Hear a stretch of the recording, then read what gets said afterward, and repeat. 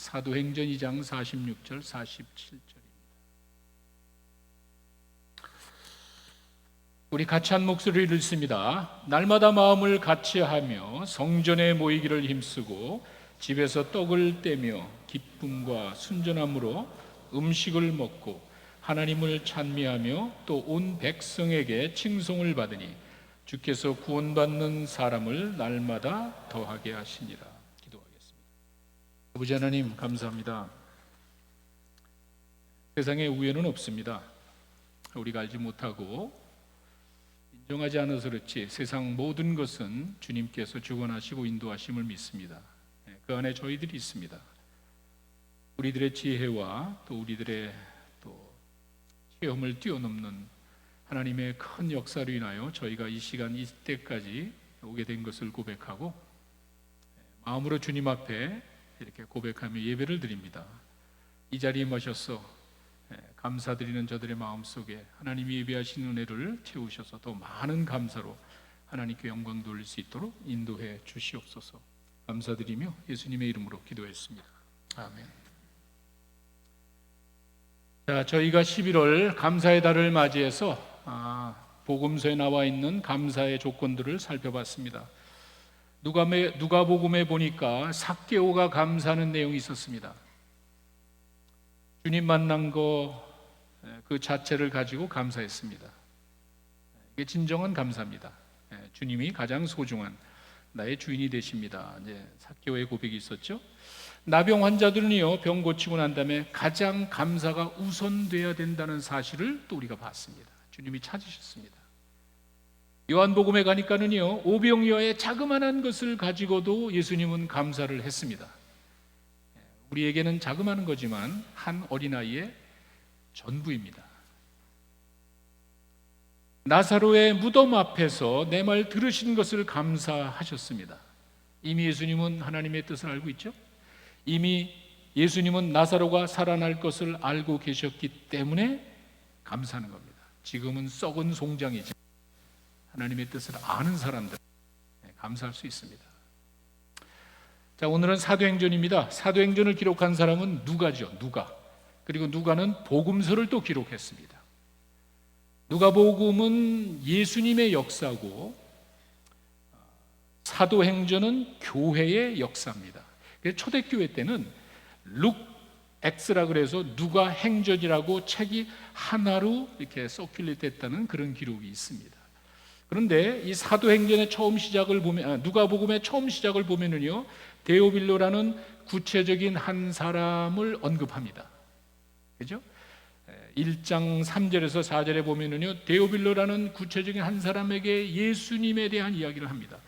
예수님이 어떻게 사셨고 마지막 때 승천하시면서 세상 모든 민족에게 복음 전하라는 사실을 이야기로 끝입니다. 사도행전은요, 똑같은 데오빌로에게 1장 1절과 2절로 가니까 그 예수님이 승천하시고 난 다음에 세상 모든 민족에게 복음 전하라는 것이 어떻게 진행이 됐는지 사도행전을 보면 저희가 알 수 있습니다. 예수님이 승천하신 다음에 복음이 어떻게 됐을까? 사도행전이 아니면 우리는 알 수가 없습니다. 그래서 교회의 역사를 사도행전이 보여준다, 우리는 그렇게 봅니다. 누가복음이 예수님의 역사고 사도행전이 교회의 역사라는 말이 바로 그겁니다. 이 사도행전을 통하지 않고서는 어떻게 복음이 증거되었는지는 우리 알 길이 없습니다. 그뿐 아니라 이 서신서의 배경을 이해하는 데 사도행전이 결정적입니다. 바울이 선도 여행을 하면서 개척한 그 교회들의 상황을 우리는 사도행전을 통해서 알 수 있습니다. 복음서와 서신서의 다리 역할을 해주는 게 또한 사도행전입니다. 또 놀라운 거는요, 여러분 잘 아시죠? 사도행전 1장 8절에 성령이 너에게 임하시면 권능을 받고 예루살렘과 유다와 사마리아와 땅끝까지 내 증인이 되라. 이게 어떻게 됐습니까? 사도행전에만 나와 있습니다. 예수님이 이야기하신 그 성령이 임하셨고요, 성령 받은 사람들이 과연 어떻게 복음을 땅끝까지 전했는지는 사도행전에만 나와 있다는 그 말입니다. 땅끝까지라는 그 말의 표현은요, 그 당시는 로마를 뜻합니다. 예루살렘에서 시작해서 로마까지 복음이 증거된 것을 사도행전이 이야기를 해줍니다. 그것이 바로 그 사도행전의 전체 내용이죠. 예루살렘부터 로마까지 교회가 어떻게 시작이 되고 확장이 되어 나갔는가, 사도행전에 이제 나와 있습니다. 여러분이 서신서를 보시면은요, 골로새서에 가면은 누가가 의사라는 사실이 언급이 됩니다. 이 누가는요, 의사로서 사도 바울의 전도 여행을 따라갔습니다. 아마 주치의 역할을 한 것 같아요. 바울의 의사로서 전도 여행을 따라갔기 때문에 전도 여행, 선교 여행에 되어졌던 내용들을 누가는 잘 알고 있습니다. 이것을 우리는 위 섹션이라고 그렇게 이야기하는데, 예를 들어서 16장 10절에 가시면은요, 바울이 환상을 보고 방향을 바꾸죠. 일로 가려다가 이쪽으로 가는데, 이 내용을 가만히 보시면은요, 바울이 환상을 보았을 때 우리가, 이런 말이 있습니다. 누가를 포함한 바울의 전도팀을 말합니다. 거기에 누가가 포함이 되어 있다는 말이에요. 그 환상을 봤을 때 누가와 그 전도팀, 곧 마게도냐를 떠나기를 힘쓰니 이는 하나님이 저 사람들을 복음 전하라고 우리를 부르신 줄 정확하게 아는 사람이 누가였습니다. 왜? 그 가운데 이렇게 포함이 되어 있습니다. 그것만이 아니죠. 나중에 보시면 20장 5절에 가시면은요, 로마로까지 들어갑니다. 로마로 가는 거기에 우리가 가서 들어와서 우리를 기다려라, 이렇게 이야기하고요. 그 다음에 27장 1절로 가시면 로마에 들어갔습니다. 이탈리아에 들어갔습니다. 그럴 때도 역시 우리가, 누가가 그 가운데 포함이 되어 있다는 사실을 알 수 있습니다. 또 한 가지 중요한 거는요, 예수님이 약속하신 성령이 예루살렘에 임했는데 예루살렘만을 위한 게 아니잖아요. 그 보혜사 성령이 예루살렘 이외 다른 지역에 어떻게 퍼져나갔지? 예루살렘 사람들만을 위한 게 아니라면요, 다른 지역에 어떻게 보혜사 성령이 퍼져나갔는지 역시 사도행전에만 나와 있습니다. 유대 중심이었던 복음이 이방 중심으로 퍼져나가는 과정을 우리는 사도행전을 통해서 알게 됩니다. 여러분이 사도행전을 읽으실 때 꼭 기억해야 될 아주 중요한 교훈이 있습니다. 사도행전은요, 복음이 퍼져나가는 과정을 설명합니다. 서신서는요, 교회가 안정된 가운데 나타나는 일들을 이야기합니다. 이게 교리입니다. 교회가 세워지고 신앙생활하는 가운데 나타나는 많은 문제들에 대해서 바울이 기록을 한 것은 교리입니다. 파운데이션입니다. 우리 기독교의 파운데이션이 서신서에 있습니다. 거기에 많은 문제점들을 바울이 지적해 주는 게 바로 교리입니다. 사도행전은 그게 아닙니다. 많은 분들이 이걸 혼동하고 있습니다. 사도행전은 복음이 퍼져나가는 과정, 트랜지션, 전환기에 있기 때문에 거기서 우리는 어떤 교리적인 것을 찾을 수가 없습니다. 예를 들어서 성령이 예루살렘 교회에 임하고 다른 지역에 어떻게 퍼져나갔냐 하면은, 대표하는 그 예루살렘의 대표자들이 그 지역에 가서 안수하면 성령이 임했습니다. 그렇죠? 이렇게 예루살렘에 임한 성령이 똑같이 다른 지역에 임했다는 사실을 확인해 주는 게 안수였습니다. 사도들이 가서 안수하면 똑같은 성령이 그들에게 임했다고 그랬습니다. 이 말은 항상 안수하면 성령이 임한다는 게 아니에요. 이게 바로 트랜지션 피어리드에 나타나는 신학적인 특징입니다. 이건 교리가 아닙니다. 그렇게 항상 안수해야 성령이 임하는 것이 아니라, 그 당시에 예루살렘에 임했던 성령이 다른 지역에 어떻게 임했냐면 그 대표자들이 가가지고 확인을 해준 거예요. 그랬을 때 그들에게 성령이 임했다는 이 사실을 여러분이 아셔야 됩니다. 항상 안수해야 성령을 받는 게 아니라는 겁니다. 침례도 마찬가지입니다. 사도행전 19장에 가시면은요, 사도 바울이 에베소로 갔다가 1절에서 5절의 내용을 가만히 살펴보시면은요, 거기에 에베소에 갔는데 거기에 제자들을 만났습니다. 요한의 제자들이에요. 침례 요한의 제자들입니다. 침례 요한에게 침례를 받은 사람들입니다. 그들에게 묻습니다. 당신 성령을 아냐? 성령 들어본 적도 없습니다. 그래? 거기다 설명을 하고 그들이 다시 스스로 자원해서 두 번째, 소위 말하는 재침례라 그러죠. 침례를 다시 받았습니다. 내가 확실하게 깨닫지 못하고 받은 그 침례가 무슨 의미가 있냐는 거예요. 이제 정확하게 성령이 임했다는 사실을 깨닫고 요한은 회개의 침례를 줬지만 이제 예수의 이름으로 받는 침례는 빌리버스 bəp티즘, 믿는 자들이 받는 침례입니다. 전환기죠? 여러분이 그런 침례를 2번 받을 필요는 없지만 이렇게 이전에 알지 못했던 것을 깨닫고 다시 받는 침례도 사도행전에 나와 있습니다. 이런 것들이 바로 전환기, 트랜지션 피어리드에 있었습니다. 복음이 전파되는 과정도 아주 재미있습니다. 예수님이 성령이 임하면 권능을 받고 나가서 복음 증거하라고 그랬는데 복음이 증거되지 않았습니다. 분명히 예루살렘에는 성령이 임하여 수천 명이 나타나는데, 신자가 나타나는데 복음이 전해지진 않았습니다. 8장으로 가니까 이상한 방법으로 퍼져나갔습니다. 사도행전 8장 1절에 보시면은요, 사울의 죽임당한 것을 인하여 예루살렘에 큰 박해가 오니까, 예루살렘에 큰 환란이 오니까 다 도망갔습니다.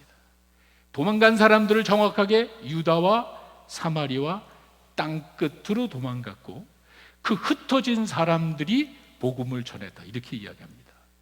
하나님은 우리에게 사명을 주셨지만 우리가 만약에 어떤 이유로든 실천하지 않을 때 하나님의 뜻이 사라지는 게 아니에요. 기회를 잃어버리는 거예요. 그 좋은 기회를 통해서 우리가 일할 수도 있지만 만약에 그렇게 하지 않으면은요, 하나님은 어떤 방법을 통해서 그 뜻을 이루신다는 거예요.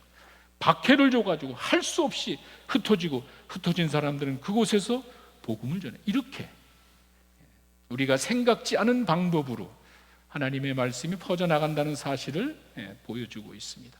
9장 31절로 가면은 그 지역의 교회가 단단히 섰다, 이렇게 되어 있습니다.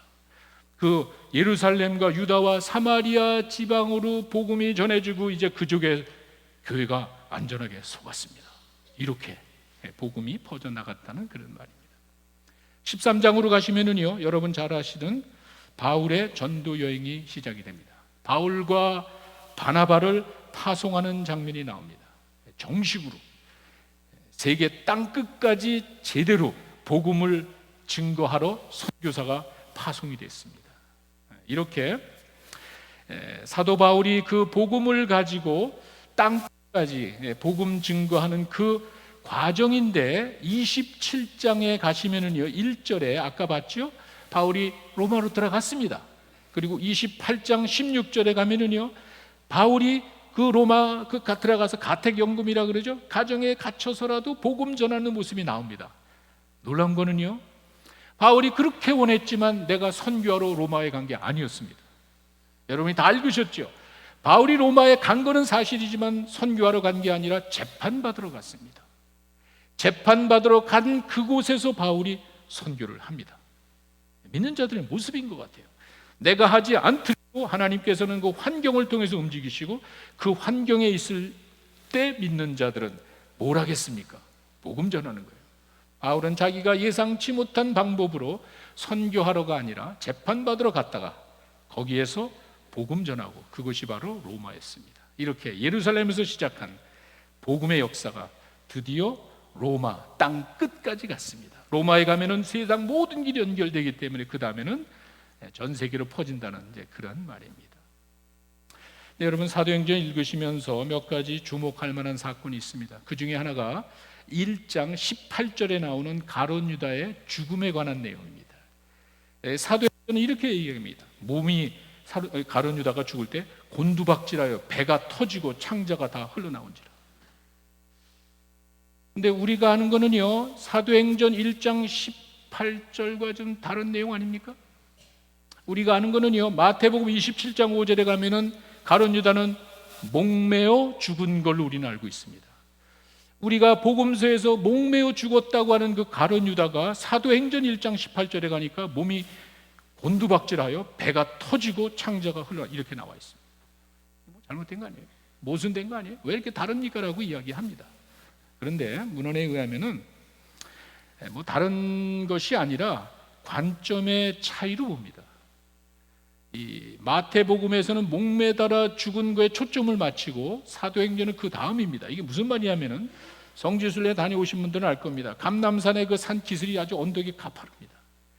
그 가파른 언덕에 있는 나무에 가가지고 아무도 없는 그곳에서 유다는 줄을 매고 목을 매달았습니다. 그리고 목을 매달고 있다가 그 나뭇가지가 부러지면서 그 낭떠러지로 떨어져서 바위돌에 몸이 부닥치고 산산조각이 났다는 그런 기록이 있습니다. 이렇게 목 매달아 죽은 것과 떨어져 가지고 낭떠러지에 떨어져서 창자가 파열되는 그런 모습이 뒤늦게 나타납니다. 이렇게 각기 다른 관점에서 유다의 죽음을 설명한 것으로 보시면 됩니다. 네, 이제 누가복음을 읽으신 분들이 고민하는 것이 5장에 나와 있는 아나니아와 삽비라의 문제입니다. 아나니아와 삽비라는 부부가 교회에다가 헌금을 하고도 죽었습니다. 거짓말을 했기 때문에. 네, 이 내용을 가만히 살펴보면 아마 4장에 바나바가 예루살렘에 인정받는 지도자로서 자기의 소유를 팔아다가 사도들의 백 갖다 놨습니다. 이것이 4장 36절과 37절에 나온 내용이죠. 이렇게 바나바가 자기 재산을 다 털어가지고 사도들 앞에 교회에다 바치는 그 모습이 굉장히 감동적이었어요. 그 모습을 바라봤던 이 아나니아와 삽비라라는 부부가 흉내를 냈습니다. 자기들도 자기 재산을 다 팔았습니다. 다 소유를 다 팔아가지고 근데 얼마 정도를 좀 감추고 5장 2절에 가니까 일부를 갖다가 바쳤습니다. 바친 건 바쳤는데 바나바와 같이 완전히 다 바친 것이 아니라 일부를 감추고 나머지를 바쳤습니다. 속였습니다. 베드로가 그 얘기를 듣고 5장 5절에 가면은 책망을 하고 그 아나니아는 그 자리에서 죽었습니다. 여러분, 단순히 거짓말했다는 이유 하나만으로 사람이 죽을 수 있습니까? 그 사람이 그래도 헌금을 했는데 거짓말을 했다는 이유 하나 때문에 아나니아는 죽었습니다. 그리고 아무것도 모르고 뒤따라 들어오던 그 아내도 마찬가지입니다. 아내도 똑같죠? 5장 8절에 보면은요, 전부라고 거짓말을 하고 아내는 5장 2절에 보니까 분명히 알고 있었습니다. 부부가 같이 우리 이거 얼마 좀 하고 이건 받자. 부부가 같이 했지만 거짓말을 하고 5장 10절에 가면 베드로가 책망했을 때 역시 아내도 죽었습니다. 어떻게 이럴 수가 있을까? 만약에 거짓말을 했다는 이유로 사람이 죽는다면은 과연 여기에 앉아 있는 우리 가운데 얼마나 살아남을 수가 있겠습니까? 한번 생각해 보십시오. 어떻게 이런 일이 교회 안에 있을 수 있을까? 이게 바로 전환기의 문제입니다. 이게 바로 교리가 아니라는 거예요. 무슨 말이냐면은 교회가 처음 시작될 때 예루살렘 교회, 예수님께서 의도하신 그 교회가 시작됐을 때 그런 헌신적인 바나바와 같은 사람이 있었습니다. 그런데 그것을 흉내내고 거짓말로 하는 그 사람을 레코니션 해가지고 세우면은 안 된다는 거예요. 교회가 처음 시작했을 때 교회의 그 순서를 지켜야지, 바나바와 같은 그런 신앙은 우리가 인정하지만 그 모습을 흉내내고 거짓말로 사람을 의식해서 사람에게 보이려고 헌금한 사람을 그렇게 높이 세우면 안 된다는 거예요. 이것은 교리가 아니라 그 과정 가운데 교회를 처음 시작하는 그 주님의 그 심정을 우리는 그렇게 봅니다. 신앙은 사람에게 보이려고 하면 안 됩니다. 사람을 의식하며 하는 그 신앙생활을 높여주면 안 되는 거예요. 이것이 바로 사도행전의 교훈이고, 이것이 바로 사도행전의 그 트랜지션, 과정의 일이지 이것이 하나의 엄격한 교리로 남는 문제가 아니라는 것입니다. 이런 것도 여러분이 참고하셔야 되고, 재밌는 거는요, 바울과 바나바는 끊을 수 없는 관계입니다. 아시잖아요. 바울은 정말 성경 지식이 많은 열정적인 사람이고 바나바는 남을 세워주는 사람이에요. 두 사람이 같이 동역을 해가지고 안디옥 교회를 세웠습니다. 안디옥 교회에서 가르쳐가지고 그리스도의 인정받고 둘이서 같이 파송을 받았습니다. 이렇게 항상 동역의 모범을 보이던 두 사람이 사도행전에 가니까 엄청 싸우고 갈라졌습니다. 어떻게 그럴 수 있을까? 바울과 바나바가 둘이 다투고 싸우고 갈라졌는데 이것은 2차 전도 여행을 가기 전에 선교는 그렇게 하는 겁니다. 바울이 이야기하죠. 우리가 선교 다녀왔던 그 지역에 다시 한번 가서 그 교회들이 어떠한가 보자라고 이야기하고 준비하는데 바나바는 마가를 데리고 가자는 거예요. 바울은 너 안 돼. 왜 그러냐면 1차 여행 가다가 나이가 어린 이 마가가 힘들었나 보죠. 선교 가자고 작정을 하고 결심은 했지만 환경이 어려우니까 중간에 포기했습니다. 바나바는 그래도 아무리 사람이 부족하고 실수하고 잘못했어도 그래도 선교하는 그 마음이 있으니까 우리가 데려가야 되지 않느냐. 바울은 no. 바나바는요 관계 중심적인 사람이고요, 바울은 원칙주의자입니다. 하나님의 일을 하려면 끝까지 해야지. 아무리 어렵다 그래도 중간에 포기, 이런 사람을 어떻게 우리가 하나님의 일을 쓸 수 있냐? 안 돼. 잘라버렸습니다. 바나바는 그래도 데려가자는 거예요. 15장 39절에 가면은요 둘이 갈라져 가지고 바나바는 마가를 데리고 가고 바울은 실라를 데리고 40절에 2차 전도 떠났습니다. 엄청 싸웠습니다. 중요한 거는 아무리 그들이 다퉜지만 하나님의 일은 지속적으로 이어나갔다는 거예요. 제가 재미난 게 바나바는 최동감 목사 같은 사람이고 바울은 최순옥 사모로 보시면 딱 맞는 거야. 저 사람은 대쪽같이 잘라버려야 돼. 안 돼? 그건 안 돼. 나는 여보 그래, 이건 좀 그러면 안 되잖아. 우리가 수없이 싸워도 우리가 행복하게 잘 살잖아. 그게 좀 아무리 다투고 싸우지만 이들이 하나님의 일을 포기하지는 않았어요. 제가 이 말씀드리는 거는 사람들이 마음 상하고 다투면 일을 안 하잖아. 그게 문제예요. 우리가 인간적으로 의견이 달라질 수 있고요, 이해관계가 다르기 때문에 다툴 수가 있죠. 생각이 다른데 그게 중요한 게 아니에요. 내가 생각이 다르고 이해관계가 다르기 때문에 다투고 갈라지고 싸울 수는 있지만 중요한 거는 그것 때문에 기분 나쁘다고 마음 상한다고 하나님의 일을 안 하잖아요. 그게 문제예요. 바울과 바나바는 비록 성격이 달라서 싸우고 성격이 심하게 다퉜다는 말 보니까 정말 엄청 싸운 것 같아요. 그러나 하나님의 일을 포기하지는 않았습니다. 중요한 거예요. 내가 아무리 인간적으로 다투고 인간적으로 이해관계가 엇갈릴지 모르지만 하나님의 일이 중단돼서는 안 된다는 그 사실을 또 우리에게 보여줍니다. 자, 뭐 사도행전 내용을 다 다룰 수는 없고 오늘이 감사절이니까 제가 아까 말씀드렸듯이 복음서의 감사 내용과 이제는 사도행전의 감사 내용을 한번 살펴보려고 합니다. 오늘은 사도행전에 나와 있는 감사 내용이 제일 먼저는 예루살렘 교인들의 감사입니다. 2장 46절과 47절에 가면 여러분이 잘 아시는 내용이죠. 날마다 성전에서 모이고 집에서 떡을 떼고 교제하고 하나님을 찬양하고 감사하니까 사람들로부터 칭찬을 듣고 하나님께서 그들에게 많은 것을 더해 주셨다. 예루살렘 교인들의 감사는 말이 아니고 삶으로 드리는 감사였습니다. 거기 내용을 보시면은요, 그 사람들이 하나님으로부터 무슨 큰 은혜를 받거나 기적을 이런 게 하나도 없습니다. 이 사람들이요 3,000명의 구원받은 사람들인데 여기에 하나님이 특별한 일을 행했다는 말이 없습니다. 이들은 단지 하나님의 자녀가 된 그 사실, 3,000명이 구원받고 하나님 앞에 감사했는데 찬양을 드렸는데 내용은 아무것도 없습니다. 매년마다 감사 시즌 되면 뭐 어떻게 감사해, 이걸 고민하는 많은 분들이 있습니다. 세속적이에요. 우리가 그런 외적인 것, 물질적인 것으로 감사하는 게 아니라고 그랬죠. 범사에. 사도 바울이 그렇게 이야기한 그 이유가 있습니다. 데살로니가전서 5장 18절에 범사에 감사하라, 이것이 하나님의 뜻이래. 뭐 특별한 이유가 있고 특별한 것을 체험해서가 아니라 예루살렘 교인들은요 그냥 구원받고 하나님의 자녀가 돼서 날마다 성전에서 집에서 나누면서 기쁨으로 감사함을 살아갔습니다. 이게 진정한 감사예요. 우리가 이 땅에 살아가면서 범사에 감사할 수 있는 것은요, 하나님의 자녀로 이미 영생을 얻었고 구원받은 하나님의 자녀는 그 사실만 가지고도, 내 죄를 위해 돌아가신 주님을 생각할 때마다 그것만 가지고도 우리가 감사할 수 있는 것 아닌가. 주어진 것 가지고 감사하는 건 누가 못하겠어요. 우리가 많은 양을 가지고 평가되면 누구든지 감사할 수 있는 거예요.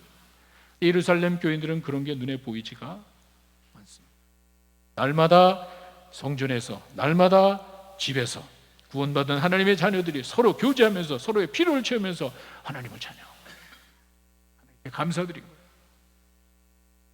시편에 가시면은요 50편 23절에 감사로 제사를 드리는 자가 하나님께 영광이 된답니다. 이 땅의 삶이 그렇게 순탄한 건 아니지요. 우리들의 마음, 자세, 마인드, 세트, 이게 문제예요. 세상은요 동전의 양면과 같습니다. 여러분들이 이 세상을 살다 보면은요 밝은 면도 있고요 어두운 면이 있습니다. 항상 좋은 말 있는 것이 아니고 항상 나쁜 일만 있는 게 아니에요. 동전의 양면과 같습니다. 이 세상 죽을 때까지 우리는 내가 원치 않는 힘든 일이 있고 기쁜 일도 있습니다. 어떤 걸 보시겠어요? 마인드세트예요. 내가 이 땅에 살아가면서 불평하고 원망하고 힘든 일 날마다 숨쉬는 순간마다 끊이지 않습니다. 사실 아니에요? 하루 좋고 한 번 나에게 기쁘고 감사했던 일이 지속되는 게 아니잖아요. 정말 순간순간마다 내 앞에 어려운 일들이 항상 남아 있습니다. 어떤 거 보시겠습니까? 마음이에요. 예루살렘 교인들을 보니까 그들이 그저 하나님의 자녀로 구원받고 집례받고 3,000명이 변화되더니 그냥 날마다 기뻐서 감사하면서 했지 그 가운데 무슨 하나님의 큰 역사를 체험한 게 없단 말이에요. 감사하지. 다른 것보다 하나님의 자녀되고 하나님의 영생 얻은 그 자신만 가지고 기뻐하는 그 모습을 주님이 보시고 얼마나 기뻐하시겠어요. 그러니까 더해 주시는 거예요. 그러니까 예루살렘 교회가 부흥하는 거예요. 또 하나 사도행전의 감사는 바울과 실라의 감사였습니다. 16장 25절에 가면은 빌립보 감옥에서 바울과 실라가 감사하는 찬양하는 그런 내용이 나옵니다. 이것은 평범한 환경만이 아니라 심지어는 어려운 환경 가운데에서도 감사하는 그 모습을 그냥 왜 어떻게 해서 이런 게 아니라 믿는 자들은 이렇게 어려운 환경 가운데서도 하나님의 찬양과 감사를 드립니다. 그 앞에 23절에 가시면은요 16장 23절에 바울과 실라는 잘못한 것이 하나도 없는데 매맞고 감옥에 들어갔습니다. 아니 오히려 내 방향을 바꾸시고 주님이 이쪽으로 가라 그래서 그 순종하며 갔고 거기서 귀신들 잘 고쳐줬고 좋은 일만 골라서 했지만 나에게 오는 것은 매를 맞고 감옥으로 들어갔습니다. 전도도 못합니다. 얼마든지 하나님을 원망할 수 있고 얼마든지 불평할 수 있는 그런 상황이지만 바울과 실라는 하나님께 감사를 드렸습니다. 재미난 거는요 옆에 죄수들이 들었습니다. 그거예요. 내가 이 땅에 살아가면서 항상 양면과 같은 인생에 어둡고 힘들고 밝은 그런 면이 있지만 내가 뭘 바라보고 사냐는 말이에요. 죄수들이 듣고 있잖아요. 고난 가운데 기뻐하는 것이 우리 그리스도인들의 참모습입니다. 사도들은요 사도행전 5장 40절 41절에 가면은요 수천 명이 3,000명 5,000명 수천 명이 구원받고 하나님의 자녀가 되는 기쁨이 있는 그 이면에는 사도들은 매를 맞습니다. 사도들은 엄청 고생했는데 그들은 그것을 기뻐했습니다. 내가 잘못한 것 없이 하나님께 쓰임받는 그 사실 하나 가지고 그들은 감사했습니다. 달라야 되는 거 아니에요? 그 달라야 되는 이유는 죄수들이 보잖아요. 주변 사람들이 보잖아요. 그런 어려운 환경에서 똑같은 동전의 양면 같은 상황에서 불평하고 원명하는 것이 아니라 하나님을 찬양하니까 옥토가 흔들리잖아요. 죄수들이 보고 있잖아요. 내 삶 속에 내가 세상 사람들과 똑같이 산다면요 좋으면 감사하고 힘들면 불평하면 되는 거예요. 뭐가 다릅니까? 이렇게 바울이 감사할 수 있는 것은 그들 가운데 주님이 함께 계시잖아요. 내 안에 아무것도 없다면 불평해야죠. 내 안에 아무것도 없다면 이거 소망이 없으니까 이거 힘들죠. 그게 아니잖아요. 내 삶 속에 하나님이 함께 하시고 인도하신다는 그 사실을 깨닫는 바울과 실라는 그냥 그 어려운 환경 가운데서 찬양합니다. 죄수들이 보잖아요. 그리고 옥토가 흔들리잖아요. 이것이 믿음의 신비고 이것이 바로 우리 믿는 자들의 삶입니다. 사도 바울이 로마서 5장 3절과 4절에 이런 이야기를 합니다. 우리가 환난 가운데 즐거워하는 것은 환난이 인내를, 인내가 연단을, 연단이 소망을 이루기 때문이다. 여러분, 내가 예수 믿고 구원받아 하나님의 자녀가 되어 영생 오는 소망이 그냥 주어지는 게 아니라는 거예요. 내가 예수 믿고 작정하면 한순간에 세상이 다 바뀌는 게 아니라는 거예요. 잘 기억하세요. 내가 그런 어려운 환경 가운데서 기뻐하고 감사하고 즐거워하는 것은 그 환난이 나에게 인내를 줍니다. 견딜 만한 힘을 나에게 주는 거예요. 그 불평하고 원망하는 그 상황을 내가 믿음으로 이겨나가는 성숙한 그리스도의 삶을 사는 거예요. 왜? 주님이 함께 계시니까. 그 인내가 연단을, 디시플린이 되는 거예요. 한 번, 두 번, 세 번 거쳐나가면서 기다리는 그 인내가 내 안에 연단을 가져오는 거예요. 훈련을 가져오는 거예요. 그리고 그 연단을 통해서 소망이 주어지는 거예요. 그냥 한순간에 예수 믿고 기뻐서 펄쩍대는 게 아니에요. 그런 감정적인 게 우리가 치들리는 게 아니에요. 예수 믿고 구원받아 하나님의 자녀가 되었을 때 이 과정을 거쳐서 연단 끝에 소망이 오더라는 거예요. 그 소망이 진짜 아니에요? 그냥 주어지는 것이 아니라 그런 믿음으로 이겨나가는 그 삶을 통해서 너에게 미래가 보이고, 그냥 하나님께서 나에게 주실 그 놀라운 사실들이 하늘에 보이는 거예요. 사도행전의 감사는 평범한 삶 속에서 또 어려운 환경에서 드리는 감사입니다. 다른 말로 하나님의 은혜와 사랑에 감사하는 것입니다. 정말 날마다 순간순간마다 어려움이 있습니다. 어떤 걸 보시겠습니까? 주님 바라보면서 믿음으로 나아갈 때 여러분의 삶 속에 하나님의 놀라운 은혜와 사랑이 넘치도록 채워주실 줄로 믿습니다. 기도하겠습니다.